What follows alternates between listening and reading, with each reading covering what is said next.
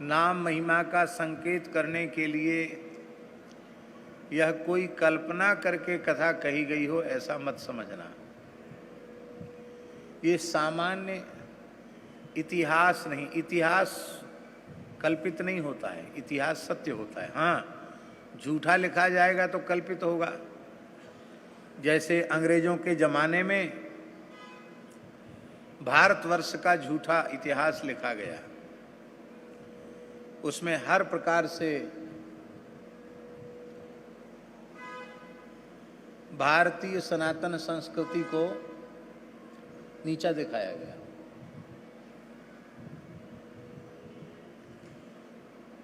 महाराणा प्रताप जैसे महान क्रांतिवीरों को महत्व नहीं दिया गया।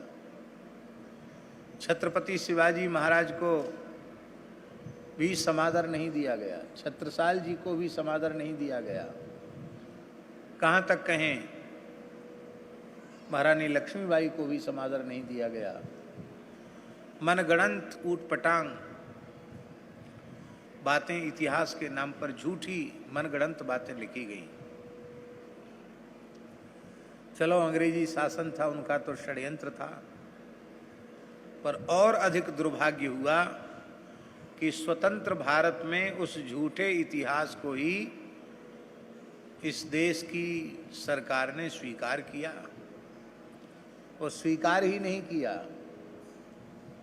आज तक वह स्वीकृत है। मेरी प्रार्थना है वर्तमान शासक से कि आज भी दुराग्रह शून्य होकर के शोध पूर्वक इस देश के सत्यात्मक, तथ्यात्मक, वास्तविक इतिहास के लिखने की अत्यंत आवश्यकता है।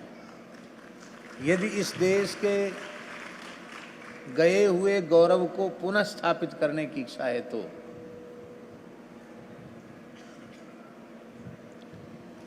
थोड़ी शुरुआत तो हुई है, थोड़ा थोड़ा संशोधन चल रहा है, लेकिन गोरे अंग्रेजों से काले अंग्रेज बहुत आगे निकल चुके हैं।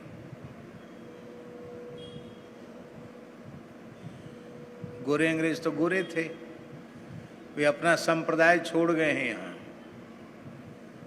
और वो गोरों से बहुत अधिक आगे हैं, जिन्हें भारतीयता, राष्ट्रीयता, सनातन संस्कृति पसंद नहीं है। ये बात नहीं, उससे चिढ़ है, उससे ईर्ष्या है, वो उसको ठीक देखना ही नहीं चाहते हैं। ऐसे लोग अभी हैं। कोई चिंता की बात नहीं, सबकी सफाई होने वाली है, समय बहुत खराब आने वाला है। पूरे विश्व की जो स्थिति, वर्तमान परिस्थिति है,